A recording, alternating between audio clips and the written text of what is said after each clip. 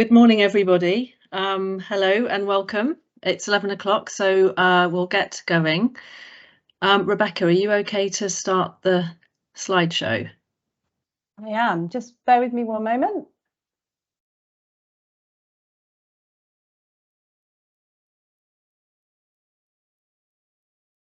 It's great to see so many people on the call. I'm Sarah Dowling. I'm the Deputy CEO and Director of Operations at RoadPeace, and I'm joined this morning by my colleagues, Rebecca Morris, who is our Challenge and Partnerships Lead, as well as DCS Andy Cox, one of the founding members of the RoadPeace Challenge, and Kira Lee, another founding member of the Challenge. I'm delighted to see and welcome so many of you here on the call this morning. I really hope that we can inspire you to get involved. Before we get going, though, I think there's a few housekeeping points to note. So we're being recorded. There'll be lots of opportunities to ask questions. Please use the chat facility as we go along, and there'll be an opportunity at the end also for some Q&A. We've put everybody on mute unless you want to ask a question. So if you do, just raise your hand and we'll be monitoring that. Today, we will be looking at what we'll be covering. Thanks, I need the slide. There's a little prompt there. So we're just going to look at what we hope to achieve for the challenge this year. Just talk a little bit about RoadPeace and hopefully make a good case for why you should be working with us and supporting us. Share the challenge objectives, a little bit about what we're asking you to do and how you can get involved. And then obviously, as we said, an opportunity to hear from you and get your ideas and thoughts on activities that we can do together. So that's me. I'm going to hand over to Rebecca, who will take us through the next bit. Hi, everybody. Thanks so much for being here. It's great to see so many people manage to join today. So just to talk you through the RoadPeace Challenge, where we've come. If my slides will work, there we go. So the challenge is now in its third year. It was launched by Detective Chief Superintendent Andy Cox back in 2021. It's a week of activity and calls to action, and that's kind of, we've expanded on that as the years have gone by. So far, more than £125,000 has been raised for RoadPeace, the national charity for road crash victims, which is wonderful, as well as an enormous amount of awareness around the key issues. Sarah is going to take over very briefly here just to talk about RoadPeace in a bit more detail, having been at RoadPeace for a number of years. She's the best person to talk about all this, and I think you're also going to possibly hand over to Kira briefly as well, to talk about her experiences of RoadPeace, etc. Yes, yeah, thanks, Rebecca. Yeah, so as you can see here, so we're the National Charity for Road Crash Victims, and we provide support services to people bereaved or seriously injured in road crashes. And those services include a national helpline, a local support groups, resilience building programme, befriender network, remembrance activities, but we also campaign. So for us, it's not enough. Well, obviously support's really important, but we also want to see change. We want to campaign to prevent road death and injury and future suffering, and also to improve the way the justice system responds to road crashes. And I think the main thing that I want to say here is that all of our work is delivered with victim-centred. So whether this is through our support services, focusing on enabling peer-to-peer support, whether this is supporting campaigns that are important to our members, or our volunteers who have lived experience and who support newly bereaved families through befriending service or who run our local groups. So victim-centred support's really important. For us, the challenge, so excuse me, today the challenge is about bringing people together who've been affected by road harm, and whether they're bereaved or injured, and working with our partners and the emergency services to raise the impact and awareness of road harm. Sorry. Yeah, so I'm going to hand over to Kira. Sarah, you may need to give Kira access to her mic. I'm not sure. I don't think I can do it as I'm sharing the slides. I don't want to suddenly break everything. If you can unmic her, that'd be unmute her. That'd be great. Will do.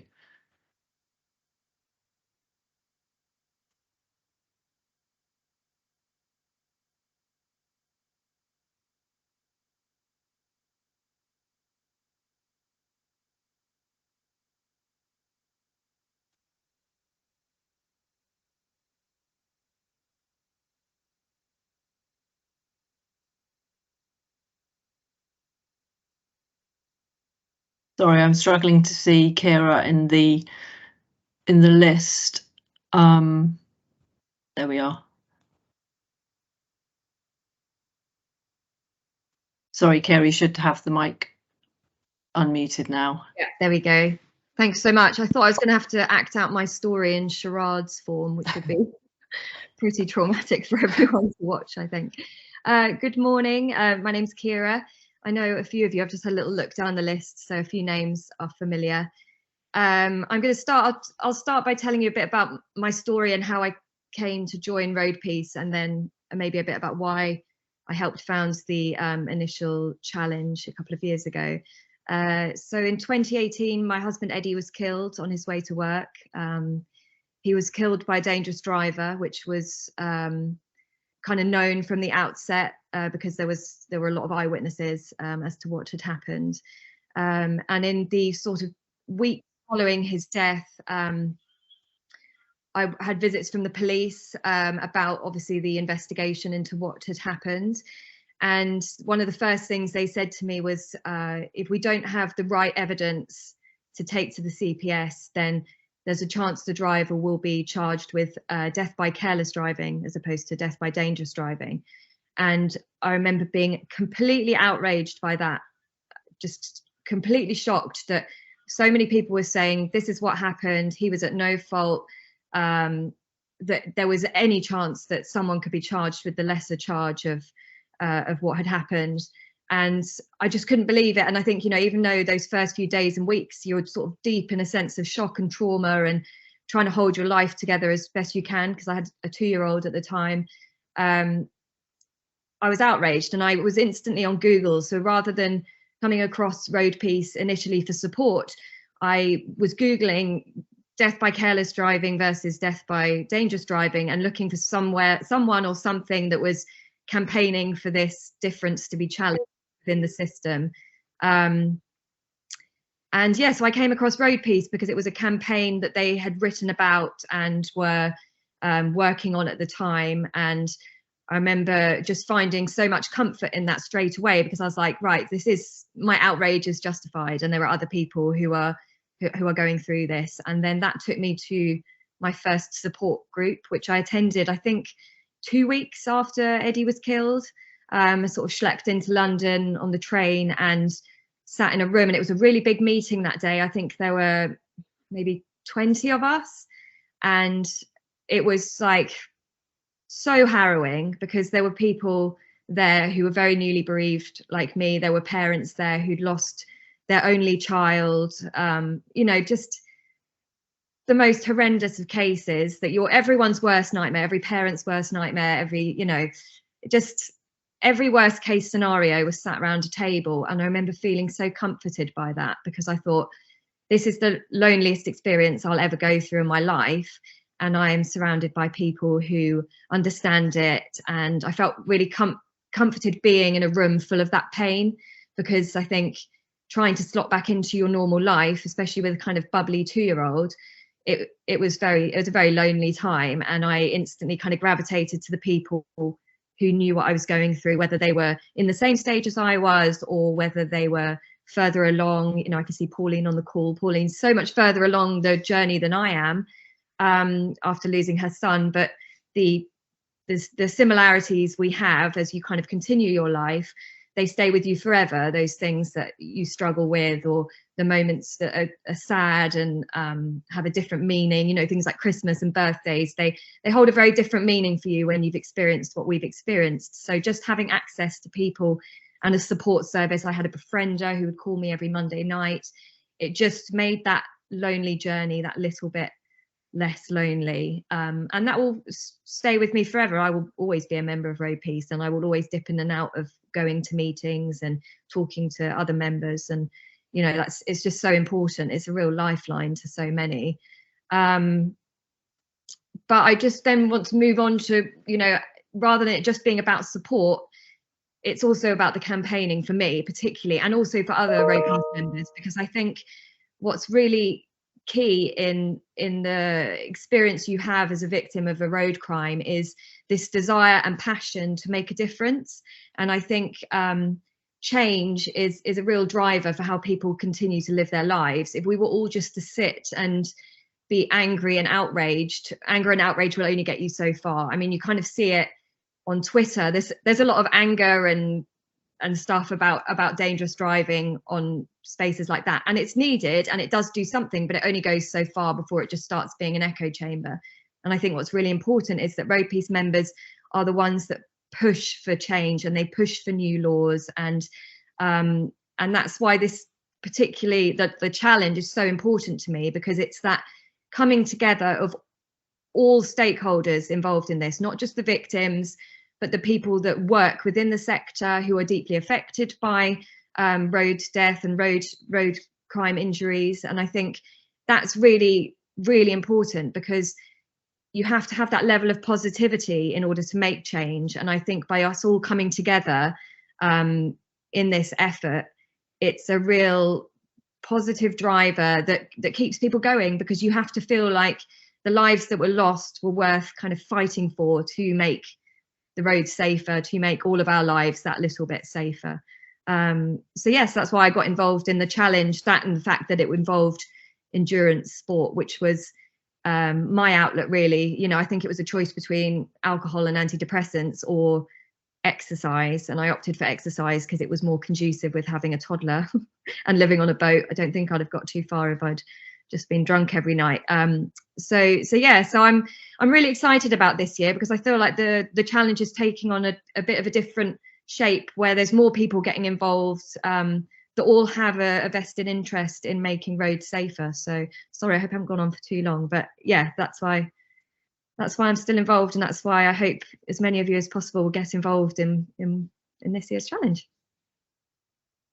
Thank you, Kira. That was absolutely wonderful. I knew you'd put it across just right. Thank you so much. Okay, so just looking at the bigger picture of the challenges gone by and the challenge 2022, which obviously Kira was very much involved in, as was Detective Chief Superintendent Andy Cox, who you can see here with a very well-known face, the broadcaster Jeremy Vine, if I didn't have to tell you. So the majority of UK police forces took part last year. Many bereaved families were involved and road victims, and £72,000 was raised last year for RoadPeace, which was absolutely wonderful, as well as obviously the considerable awareness that we were able to raise through our activities, but with the support of the forces and other stakeholders, sponsors, who were all involved, and on platforms like social media, sharing, posting videos of good luck, everything they could do to, using the shared hashtags to support those who were involved last year. We had celebrity endorsement from the likes of Jeremy Vine and some others, and I think people involved had fun. You know, there was a lot of hard work with running or cycling or anything else, but with the fundraising side. But I think people had fun with colleagues, and it was a nice thing to do. And last year we, in just 3 weeks, there were 61.1 million impressions on Twitter alone, which was absolutely phenomenal. Helped obviously greatly by having celebrity endorsement in the way that we did. 10.7 million reach, 17,500 tweets, and all this is just in 3 weeks, which is absolutely incredible. And almost 7,000 contributors to that conversation, which was wonderful. But can we do even better this year? Here is a video which is a couple of minutes long, but it just shows you some snaps from last year, just to give you a bit of a flavour. Obviously, some people on the call will recognise themselves and others they know, but maybe if you're new to this will just give you a bit more of a flavour about what the challenge has become.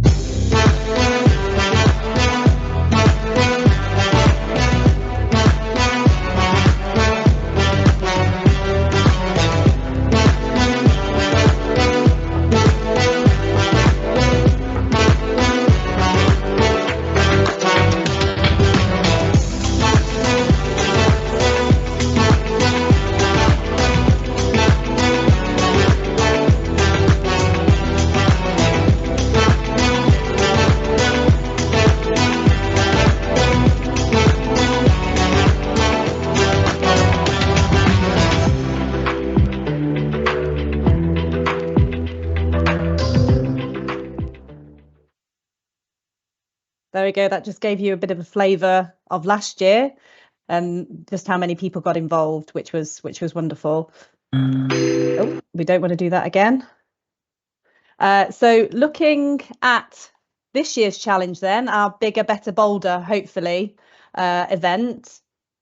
So the mission of this year's challenge and beyond is to bring together all police forces, PCCs, the fire service, ambulance crews, NHS, doctors, nurses, and other professionals who witness the daily devastation caused by road crashes in the UK, along with victims and bereaved families, to make a united stand against road harm to support Vision Zero. So last year it was very much about the police, but we thought, well, police coming together with bereaved families. It's not just the police who witness that daily horror. There are so many other people who professionally are being emotionally impacted by what they have to deal with on a day-to-day basis. So bringing all of those people together is what we are really, really keen to do this year. Our message throughout the campaign really is road crashes should not be tolerated as the inevitable cost of motorisation. And working in partnership, we're committed to reducing road deaths and injuries together. What makes our campaign different? As we've already said, it's got victims at the heart, strengthening victims' voices, people who felt like they just haven't had a voice, and people who feel like they so badly want change. They want to stop others walking in their shoes, but perhaps just haven't been heard. And it's so humbling to work with some amazing people. In the short time I've been working with RoadPeace, I've met so many wonderful people. And as Kira said, you know, there's no anger, there's no dwelling that most people I've met just want change, and they just want to prevent others from walking in their shoes. And obviously that's revealing that sort of human side, the emotion behind the crashes, in a sensitive way. We'd like to put that across. But it's not just the emotions of the families and friends of those who, or the victims themselves. It's obviously also the emergency services and how it really impacts on them on a day-to-day basis emotionally, and how they cope with that. So far it's great. We've had an indication of support from the police, fire service, National Police Chiefs Council, National Fire Chiefs Council, the NHS, doctors, trauma surgeons, air ambulance, Safer Roads partnerships, and many other people, and obviously many road victims and bereaved families who are delighted to be able to get together with these people who professionally are involved, to try and get this message across.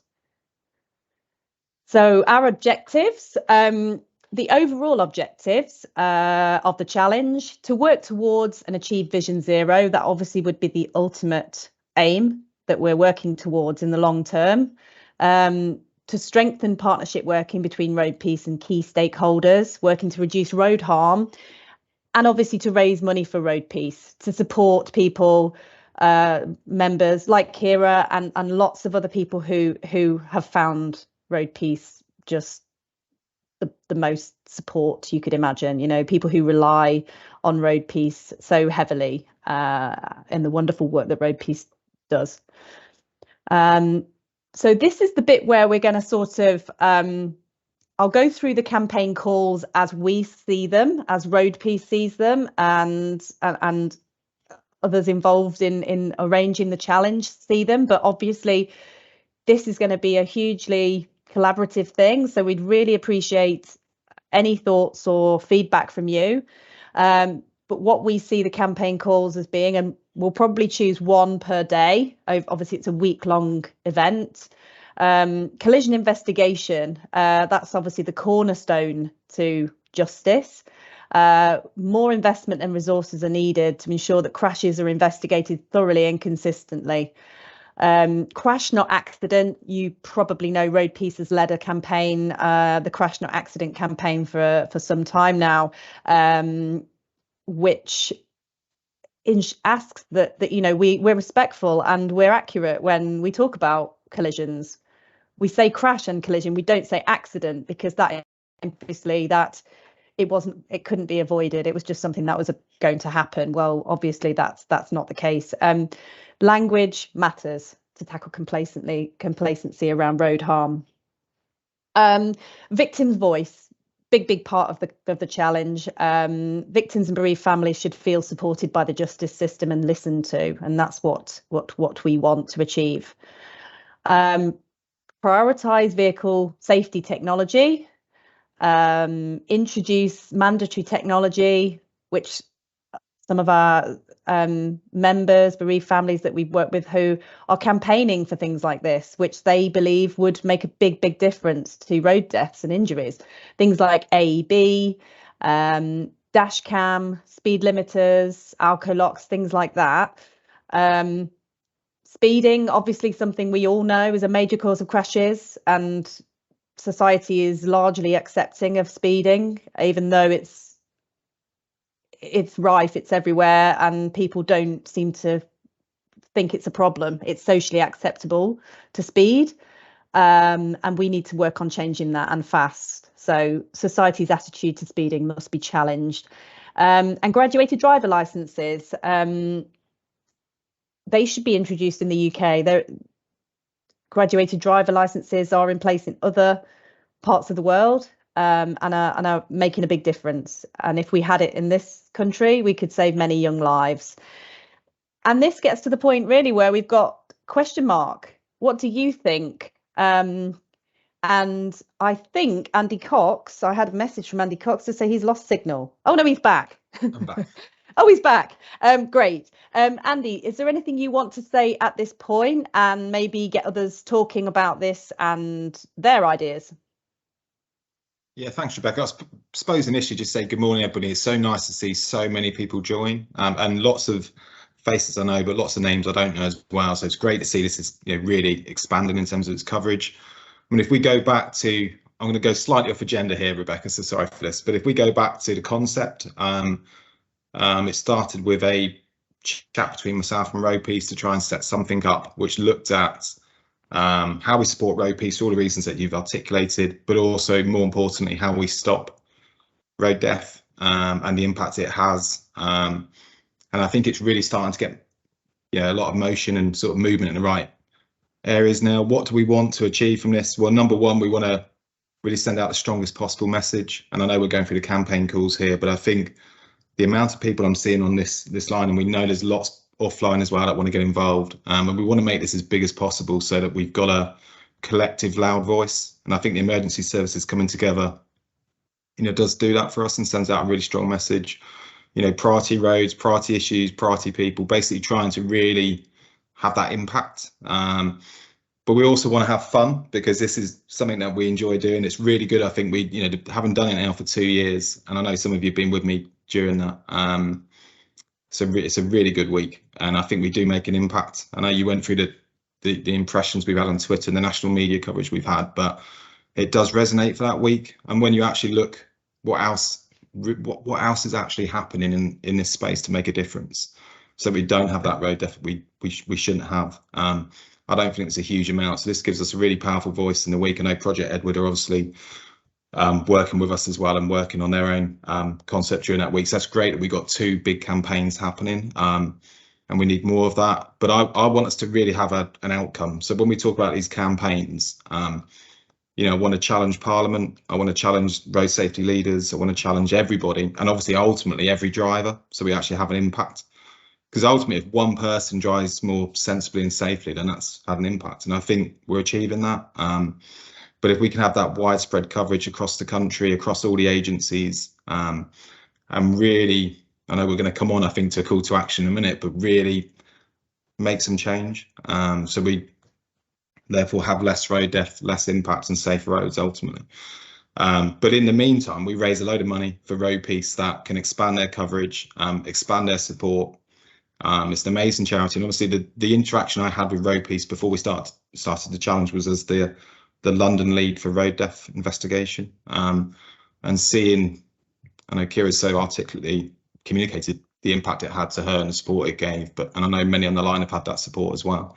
But I'd met, unfortunately, hundreds of families ultimately had gone through bereavement, and I think, so this is about raising money, raising the profile of RoadPeace as well, so people have that support. That support's more widely experienced, more frequent, available, etc., etc. Plus we have all this ability to change, and I think for everybody on the line to come together to have what is a fun experience for that week, to really know we're doing something good. So I'm encouraging you to stay involved. Don't sort of sign off here and not get involved, but also speak to other people and try and make it as big and widespread as we can, so we've really got that loud voice and collective visibility across this whole issue. And just on key campaigns, I think I should get back on agenda now. On the key campaigns, I think we've covered a large part of that, and I think these are really open to interpretation here, and we can be influenced by this, because ultimately it's about picking the right issues that have the most impact. But actually, being honest, during the 2 years that we've done so far, we kind of cover so much. We cover a huge amount of issues during that, and that's why we have such widespread coverage in the media and social media as well. And I think, so people have views and ideas, we don't have to restrict it to 7. We can have every issue that you're concerned about can ultimately feature at some point during the week and beyond, because this isn't about doing it for 1 week and stopping. It's about very much a long-term commitment to tackling road danger, but not just in this week, throughout the year, and then it won't stop in 2023. It will carry on beyond that as well. So thank you so much, everybody. I know we're gonna have a lot of fun. We can connect through Strava during the training, whatever we decide to do activity wise, connect offline. So the support's there from the minute you sign up and get involved, and we can build our network through that as well. Thanks.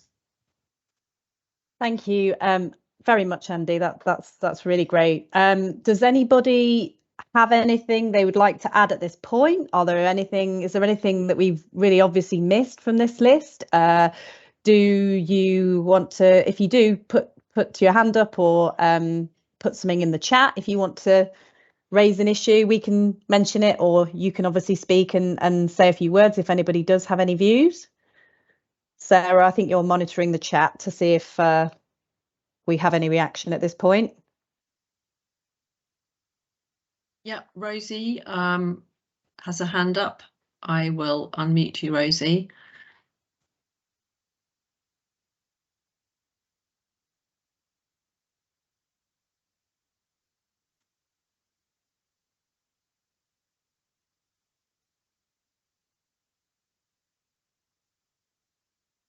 Sorry, we've got this organised, so we have to unmute everyone, and it's my tech skills are slightly limited. Okay, Rosie, hopefully you can speak. Yeah, there you go. Your tech skills are top notch.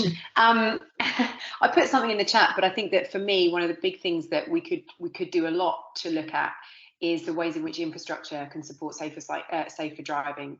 Much more considerate driving as well. And across the nation, we see examples of cities and towns that are making changes experimentally, particularly since the pandemic, that will really encourage much slower speeds and so on. And that's maybe something that we could really look at, you know, examples of where that's happening, and what happens to driving in those areas, and then the experiences, like you were saying, you know, get the stories from people. What sort of experiences people have of how much safer the roads feel where those experiments are taking place. Thank you, Rosie. That's great. I've been scribbling away there, but I'll obviously be able to look at what you've put in the chat as well after this. And we'll certainly, like Andy says, you know, this doesn't have to be an exhaustive list, and there's lots of topics we'll be including throughout the week in the run up to the campaign, and obviously after that. So thank you for that. Does anybody else have anything? Yeah, Rob Torek has his hand up and is unmuted. Great.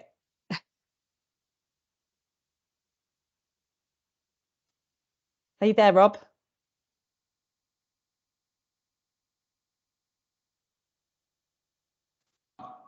Hello. Hello. I'm on noise.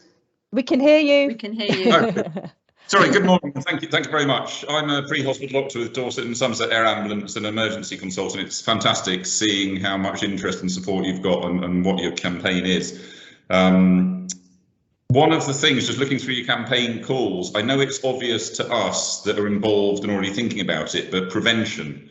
You haven't actually said prevention anywhere, and preventing future humans becoming casualties or dead people. Sort of really focus on that. And the interesting thing for me is how much does knowledge of what's going on out there influence the driving public? How much does enforcement and the perception of how likely you are to get caught? Is there anything we can do? So a particular thing that I'm focusing on at the moment that I think is one of the keys is more visible traffic police out there. I know there are different views on this, but the driving public's behaviour seems not to be influenced by perceptions of safety. There was a recent sort of article by some psychologists around this, attitudes on the road, but it is influenced by their perception of how likely they are to be caught. And my understanding of the way that certainly the government and the police are prioritising traffic police is that it isn't actually in there as a target of how visible they need to be, how much of a proportion of a budget needs to be spent on that. And I think we need to get more visible police out there, and there to be more chance of people thinking they're going to be caught. So can we strategically get it into some of these government bodies and national bodies as a priority with some hard-nosed outputs? Yeah, thank you so much, and totally agree that you know, deterrence, certainly around enforcement, needs to be hugely increased, and things like mobile safety cameras, things like that, play a huge role in that. And certainly I've worked colleagues in other organisations have done lots of research into this kind of thing, and the advice is to sort of safer roads partnerships, and I know a lot already are increasing that sense of deterrence, trying to encourage. I think we've been very open in the past about enforcement. We told people where cameras are, we've told them this, we've told them that, and that there was a time and a place for that. And I think now more than ever, cameras have been effective. They have reduced speeds, they've reduced road deaths and injuries and played their part in that. But we've had this static number of road deaths for so long now. We have that technology, and as you say, let's use it a bit more effectively. And I know some forces are doing this very actively. And we won't tell people where our cameras are. Every route, every road you drive on is a potential camera route. If you drive safely into the speed limit, you've no need to even fear about technology possibly around the corner, because you're taking responsibility. At the moment, people don't fear that enforcement, do they? That's the thing. Largely, people know where cameras are, and there's no sense of deterrence. So yeah, totally understand. And we work with lots of people who and certainly the Safer Roads partnerships that we work with, and some of those are on the call today. Yeah, we'll be sort of taking that forward with them. So thank you for that, and thank you so much for joining the call. It's great to have you on. Is there anybody else? Yeah, thank you for that. Sorry, do you want to say something, Sarah? Yeah, I was just going to say, following on from that, I think it ties really well into the dash cam focus as well, because there is such an issue with reduced numbers of roads policing, but that the dash cam, the proliferation of dash cams can help fill that gap. It's so I think all really good feedback. Thank you. Luke Hemming is next. Thank you. I'm unmuted. You're fine. Yeah, we can hear you, Luke. Hi. Just to say, a couple of points were just raised by the air ambulance chap. For prevention, the two things that actually work are attitude change and engineering. But to drive the attitude change, we have to do all of this bit to actually change it, and that's where the prevention part comes in, is taking on board the campaign calls. I think. But also, I am a traffic officer in London. And just to say about what we're talking about the speed cameras and everything, when Andy Cox was here, there was a notable difference in London, and it wasn't necessarily that we had more traffic officers than we have now, or than we have before. The numbers were certainly maintained and kept to the amount that we should have. However, the fact that it was well publicised what was going on with the speeding had a significant effect. And just to say having more police officers and maintaining traffic numbers doesn't necessarily paint the whole picture. It's what you do with them, and by widely publicising the extreme speed campaign is the thing that I was talking about that Andy introduced. That had a real effect on the numbers of dead in London at the end of the day, and it had a legacy effect that lasted for some time, which unfortunately appears to have been gone now. I'm the person who looks at all the statistics around road death in the Met. And I can see it was undoubtedly different, and that's with no more police officers, just simply the way it was done. Yeah, thank you, Luke. Really good point. And yeah, the whole thing works hand in hand. There's the enforcement and the engineering, but the education and the communication that goes alongside that. And again, it doesn't matter what you're doing enforcement wise, if you're not telling the public what you're doing and why you're doing it and communicating that bigger picture, then it's far less effective. I mean, it's an uphill battle to try and get any more traffic officers when you look at all the other priorities the police service have. I mean, last year in London in 2022, there were 109 homicides in London, but there were 100 road deaths. Right, but if you ever saw the news and looked at the media, you would think that there was 10 times as many murders as there were road deaths. But the fact of the matter is that they are very close, but no one knows about it because no one prioritises it. And that's why it's always going to be an uphill battle, because the public see a murder as 10 times worse than the road death. That's the attitudes we have to change. Yeah. So hopefully this event can help to open people's eyes to the risks that we all face every day when we leave our house. Well, any time we go out of the home and we use the roads, we face this risk, and I think it's making people believe that it can happen to them, which is obviously the very difficult thing that we need to achieve. But hopefully, working together in this way should open people's eyes a bit more. Does anybody else have anything at this point they'd like to say? Yeah, Scarlett had her hand. Well, Paul, you had your hand up, but it's gone down. But I think you might be speaking later anyway. But yeah, Scarlett has her hand up and is now unmuted.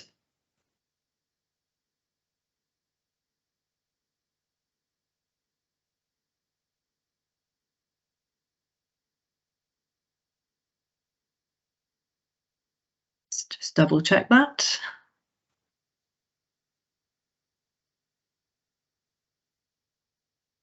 Hi. Hand's gone down. Oh, are you there? Hi. No, hello, I'm sorry. It's slightly dodgy NHS Wi-Fi. I'm Scarlett McNally. I'm an orthopaedic surgeon in East Sussex, and I've spent the last 25 years patching up people's arms and legs. And it's fantastic the work you're doing. I'm very, very keen on the prevention angle.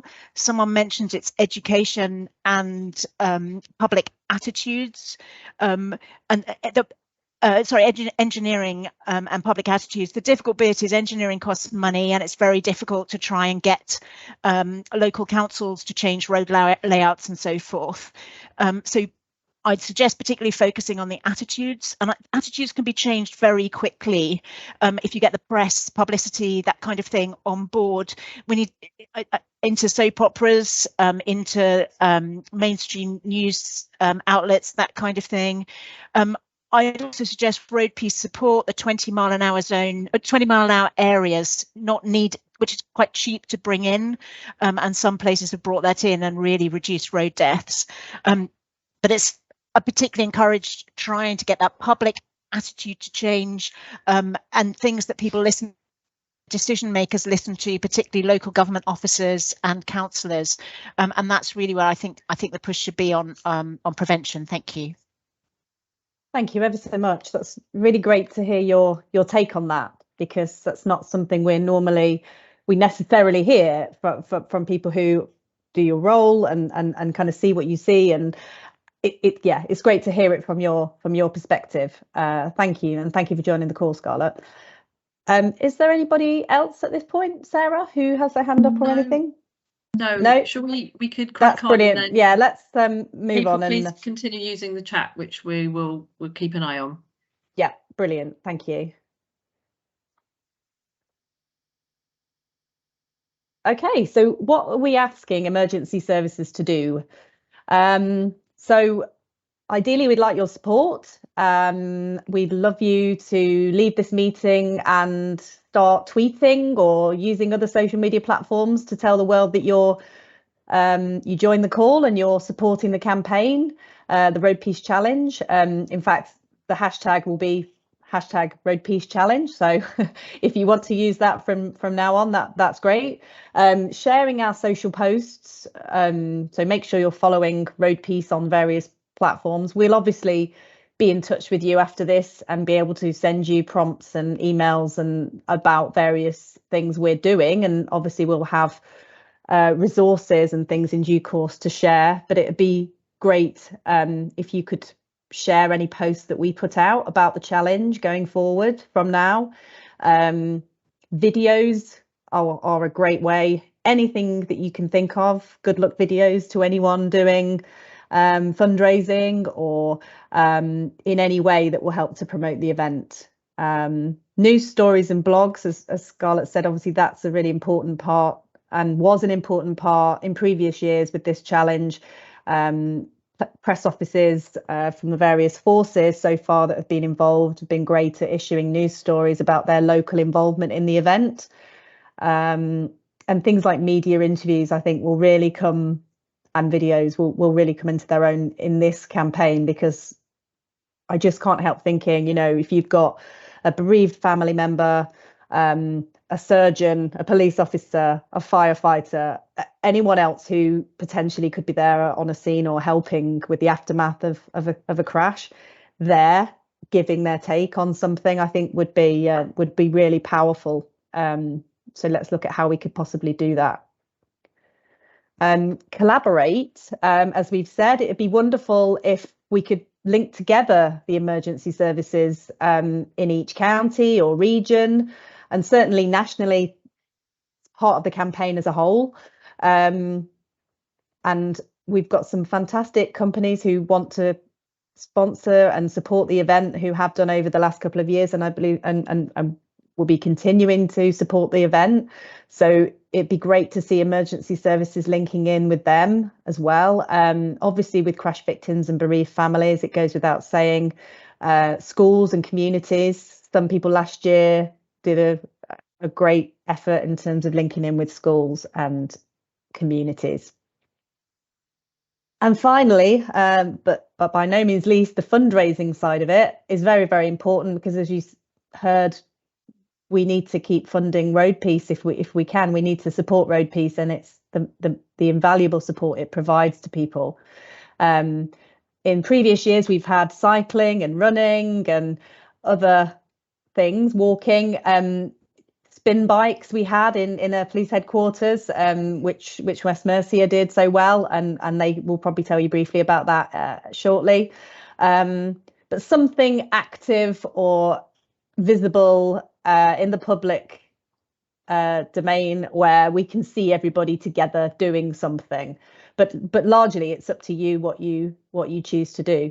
Setting up a fundraising team, ideally of multiple emergency services, again adding that kind of team joining forces side of it, and setting up a Just Giving account in due course, which would be linked to the main RoadPeace account, and that's what we've done over the last couple of years. And then you can see from afar that total going up and up and up, and it's got everybody nationally working towards that one goal. So what did people do in 22? Paul, Sergeant Paul Cording from North Yorkshire Police. Paul is on the left here with King Charles, before he became King Charles, actually, wasn't it, Paul? But are you on the call, Paul? Are you able to say a few words about what you did last year? I am. Good morning, everybody. Hello. Hi. So yeah, last year I got myself involved, as I usually do with anything challenge-wise. It's really nice to be involved again and see so many people, and from a different perspective. Really humbling to hear people that have been affected by, because it sometimes, as an operational police sergeant who deals with these things, you forget that when you deal with these things, these crashes, these collisions stay with people for the rest of their life, where generally we can move on. So I was really keen to get involved last year, which is what I did, and I think managed to generate quite a bit of interest with the local media up here with some challenges that I did. But I will be honest, some of the barriers that I found was I really struggled with our own corporate comms to try and push it forward, which I'm hopeful this year will be different, because it's going to be multi-agency and we're trying to get the fire service, the ambulance service, paramedics, etc. involved. So I'm hopeful that we can take things forward. But yeah, I mean, the one there for me on that photo down there was on the Tuesday, which was about speeding in 20-mile-an-hour zones. I went to a local school and gave a road safety presentation there after I'd done my activity, and we managed to get the school children laid down in the figure of 41, which was the number of children of school age that were killed on our roads the previous year. And it's a really impactful photo, I think, and that was shared quite a lot on social media. Yeah, it was, and you did brilliantly, Paul. And Paul was all on his own, was running and cycling, whatever else he was doing all week, and doing night shifts. And he continued to work throughout, and he ended up posting.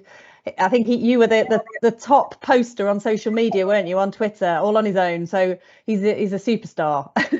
So thank you for all your efforts last year, Paul, and for everybody else and what they did. Is there anybody there from West Mercia, Darren or Vicky from West Mercia, who might want to say a few words about what you did in West Mercia? Because that was quite different. That was very much a collaborative. You involved the fire service, obviously the force. Is anybody there? Vicky's on the call. I'm not. I've unmuted you. Yeah. Can you hear me? Hi, Vicky. Hiya. So I'm going to trump the NHS inability to Wi-Fi, and the police is just as bad. I can either get sound or vision, so I'm guessing sound is more useful. It is, yeah. So, yeah. So last year we decided to do a spin bike challenge, and we had 3 spin bikes across the West Mercia region. So for those that don't know, it's Shropshire and Telford and Hereford and Worcestershire. So we had 3 spin bikes. We also worked in partnership with Shropshire Fire and Rescue and Hereford and Worcester Fire and Rescue. So Shropshire is one of the photos that you can see in the middle. They also had a spin bike at their main, one of their main stations in Shrewsbury. So the idea was that we would figure out how many miles the circumference of West Mercia is, and that would be our challenge, to collectively cycle that distance. We more than cycled it. I think we were getting up to nearly 3 times the size of it, so that was great. The one challenge, or not the one challenge, but the main challenge that we actually found was it was very labour intensive. So although we came up with a good idea, it did actually take 2 or 3 of us pretty much in the run up and during that week a huge amount of our time to actually sort out all the admin behind it, and to chase money, to chase people to actually donate their money. So the idea was people would go on a bike, donate the £10 as a bit of a pledge, and then try and get other people within the organisation to actually sponsor them on the bike. And I don't know whether it was just the kind of cost of living crisis or the time that we were trying to do, we did find the fundraising side of it extremely difficult. So I think for next year, we've kind of learned a few things from it, in that people like doing the physical challenge side of things, but I think we're going to go more down the route of existing things that are maybe already happening. So we've got a 10K and a half marathon that just happens to be at the end of that week in Worcester. Brilliant. So I think a few of us from the road safety team are going to be running that. And to be honest, I think if across our force area, if we can find other activities in other areas where people are quite willing to just go and do that physical element, I think we will get as much in the fundraising by just those individuals fundraising and doing it amongst their family and friends. The one area that we actually found really useful and really impactful was the social media side of things. We're lucky that I manage the road safety comms side of things, so I have access to our own Twitter, Instagram and Facebook account, so we don't have to rely on corporate comms or going through anyone else to get that buy-in, so we can manage all that ourselves. We're also very lucky that we have, some of you probably know Lucy Harrison, I think she's on the line as well. We have a very active RoadPeace group locally. So I think the plan for next year is to really try and do a bit of collaborative stuff with them and try and promote the social media side a lot more. I think we mentioned it previously, someone mentioned about dash cams, I think it was Sarah. We have quite a proactive OpSnap initiative in our area. So I think in terms of messaging, one of the focuses that we will have this year will be really trying to push OpSnap. And I agree that we can do the campaigns and the education side of things has its place, and obviously that's my primary role, but without the fear of being caught, some people just turn off to the messaging, and you don't change behaviours just by campaigning alone. So I think we will be pushing OpSnap throughout that week as well. I don't know whether Rebecca, do you know what the theme is for Road Safety Week yet? I don't know. Okay, because we obviously sorry to interrupt. I think it was active travel focused, wasn't it? From my understanding, right. There's some form of move towards sort of clean transport and encouraging, let's say, active travel and that sort of agenda. Yeah, I think in that case, then we'll probably try and tie in with what that theme is somehow, and do a bit of work around actually making sure kind of cyclists, horse riders, and we get some messages out around that and around close pass issues. So yeah, that's kind of our learning, although I would just make sure, if you've got a really good idea, that you really think through how much work it's actually going to be, because I think there's some very simple wins that police forces, fire, whoever else is coming on board, some very simple things that you can do that probably will be just as effective. Yeah, thank you, Vicky, and thank you so much for all your efforts last year. I know you did put an awful lot of time and effort into it, and yes, you took it on board and you did something throughout the week, didn't you? Basically, your spin bikes were happening all week, whereas others perhaps decided to do something on one day, or like you say, are there other things you're already doing that you could link in, which it sounds like a great idea. And really, you know, the fundraising side is so important, but it's the communications, as we keep going back to support the campaign, the tweets, the videos, the news releases, the things that we do publicly to mention our confirm our commitment to the campaign, that are so important. So even if you're thinking on this call, oh my goodness, I don't think I'm going to be able to get a fundraising team together, or maybe it will just be me, and what can I do on my own? And even if you aren't able to do much by way of fundraising, but you are able to support on social media and tell the world that you're supporting the event, that will help immensely. So thank you very much. I don't know if there's anybody else who I think Brandon's probably on the call. Brandon Brandon from South Yorkshire Police had a very similar approach to Paul, and was out on his own, very commendably, doing a lot of active stuff throughout the week, also around his job, which is his day job. So very commendable, and thank you very much. Sarah, is there anything else you want to say before I move on?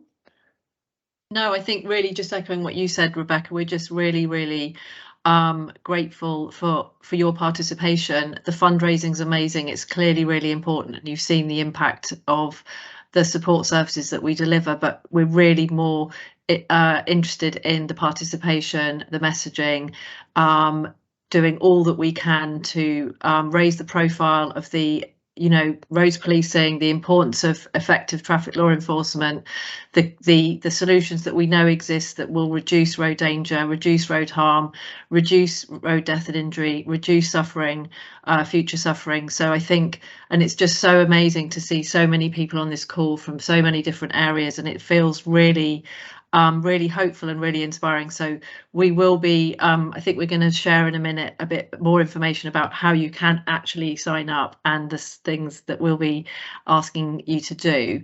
But yeah, no, just thank you so much. And yeah, Rebecca, I know we've sort of got 3 more minutes left on the call, so let's end through the last slide with what people can do.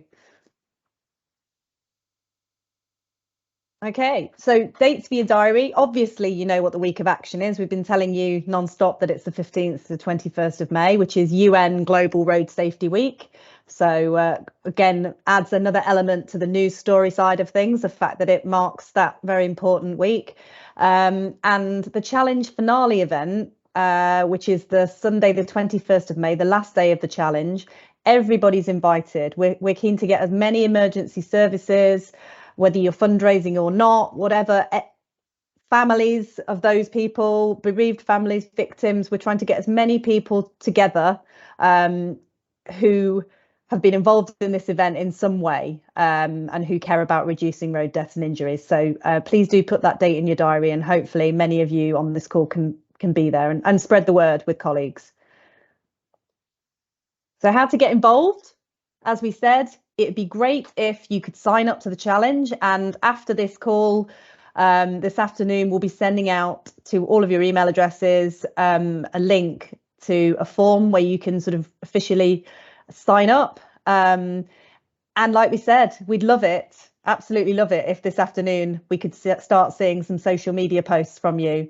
Hopefully you're following RoadPeace on Twitter and Facebook, Instagram and LinkedIn, but if not, look us up and tag us in, hashtag RoadPeace Challenge. We just love, even if it's just, you know, the fact that you were at the meeting and you were with colleagues and you're keen to find out more about the challenge and get involved, would be wonderful. And obviously starting from now, we'll be starting to send out various bits and pieces, messages, campaign calls and resources, information about various parts of the challenge in the run up to the event itself, and hopefully to encourage and give you ideas about things that you can do to promote your involvement and promote your fundraising efforts. And during the week itself, obviously, we'd love you to take part, get active, fundraise, share stories, connect with others, especially victims. And we can obviously look at putting you in touch with any families or victims that may be in your area who want to get involved in the challenge. We'll be in touch throughout on all of this if you'd like to work with us. Any questions? Is that nearly 12 o'clock exactly? Does anyone have any questions before we close? No? I think we had a few people talk and say things, which is great. So hopefully everyone's already said what they want to say. But honestly, if you do have any questions, you don't have to raise it here. Send Sarah or myself, there we go, there's our email addresses, an email. And likewise, just keep the dialogue going. We want to stay in touch with you. We'd love to hear from you. This is basically my role, my full, I work at RoadPeace part-time, 3 days a week, but my 3-day role is focusing on this amazing event. So please do reach out and connect and tell colleagues, tell other stakeholders, anybody you can think of who you think should be involved in this event. Please tell them and put them in touch with us. Sarah, I'll hand over to you to close the event. Thank you so much, Rebecca. Thank you so much, everyone, for coming. We're really looking forward to working with you. Please sign up when you get the link later on this afternoon. And if you've got any questions, any ideas, please don't hesitate to get in touch with Rebecca or myself, or indeed Andy and Kira, who we can, we're working as a team on this. So yeah, we really look forward to working with you. Thank you for spending your time this morning with us, and hope everyone has a really great day. Thank you. Thank you.